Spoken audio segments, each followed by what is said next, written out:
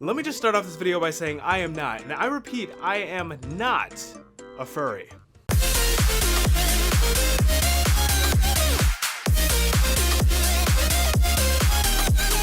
Alright, now that we've gotten the obligatory furry joke out of the way, yo, it's Dono, and today I'm going to be reviewing brand new anime, giving some of my thoughts and opinions, and ultimately trying to convince you to give the show a chance. Now, I don't know about you, but I love Studio Trigger. We've got things like Kill la Kill, Little Witch Academia. We don't talk about Darling in the Franxx. But overall, they're one of, if not my favorite studio, and to see them come out with something new, ooh, that's like, I don't know, getting paid or winning the lottery, something. But even though I was excited about the show, I was devastated to see that it was on Japanese Netflix and not on American Netflix, but it eventually came out on American Netflix. So yeah. But aside from the unnecessary amount of time it took to get to the point at which I could see and finally experience the dang show, I loved it. And for some reason, not everyone is sharing the love. I don't understand. There's some mixed opinions. You can have your own opinion. I think that's perfectly fine. But like, come on guys, it's not that bad. I thought it was great. But before we get into the awesomeness that is the story and the characters and etc, we have to acknowledge the phenomenal OP and ED. They're on my playlist now. They have a permanent residency there. It's amazing. Are they the best OP and ED of all time? No, I don't think so, but they are pretty dang good. Especially the ending, because I'm a big fan of lo-fi, but that's getting off topic. So what exactly is the show about? Well, BNA, or Brand New Animal, is about this girl named Michiru, and Michiru inexplicably turns into a beastman. A beastman isn't a human, but they do share a lot of similarities with each other. But the main difference is that a beastman can transform into an animal humanoid of sorts. I swear, this is not a show about furries, I promise.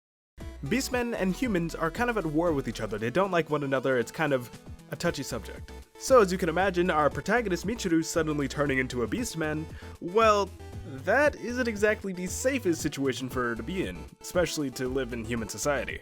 So because of this, she tries to escape to Anima City, a safe haven and sort of paradise for beastmen.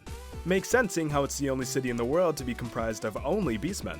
And that, ladies and gentlemen, is where our story begins. I thought the entire concept for the show was super interesting because not only do they bring up real world examples of beastmen and whatnot, and like Egyptian hieroglyphs and like some other religious type things and whatnot, but like it seems unrealistic but realistic enough to the point of which it seems possible or plausible even. And I feel like that only added to the story. It gave a little more believability in the already pretty good immersion into the story. Like you can already kind of feel like this could be real. Like this is a story that could happen on our Earth / in our universe. Speaking of our Earth and our universe, the world building in the show is actually freaking fantastic. Like I said before, they brought up examples of beastmen from ancient history and Egyptians and different religion, etc, which made it seem like, oh, okay, there's where the beastmen were, that's where they came from. It isn't just some new phenomenon that just sprouted out of the ground.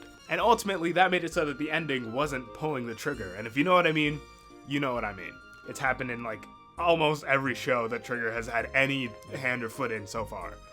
Or at least from what I've seen. And if you don't know what pulling the trigger is, it basically means, hey, everything in the story is caused by aliens. I'm dead serious.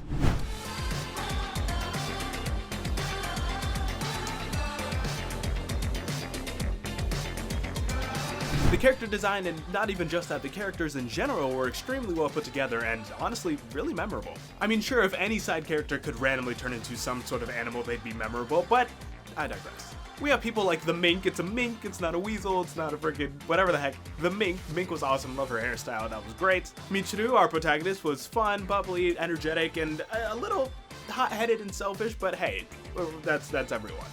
Ogami is the baddest beastman on two legs. He plays a very important role, which I don't want to spoil anything, but he is an extremely important character. He can fight, he beats the crap out of people, and he just, oh my gosh, he's so well put together, I can't really even put together my own words. Nazuna, aka Michiru's friend, is annoying at times, let's say a lot of the time, but hey, I remembered her name, so I guess that's important. The mayor is memorable not because of anything she really did, except for like she was the first beastman to get some sort of degree or something like that, but she was bald. And there's nothing wrong with being bald, but that's like the main thing that I remember from her, which again, character design. And there are a ton of others I don't want to spend too much time on because we'd be here all day.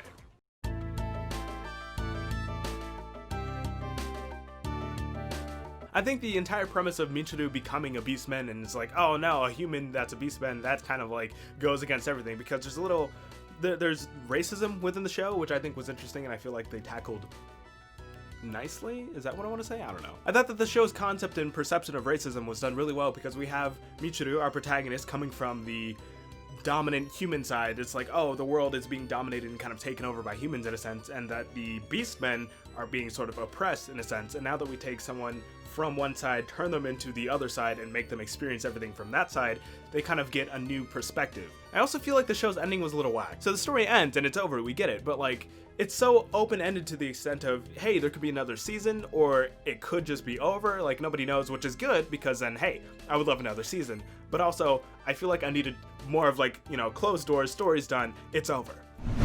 Unfortunately, ladies and gentlemen, my new camera died like 2 seconds after this. But thankfully, I didn't have much else to say.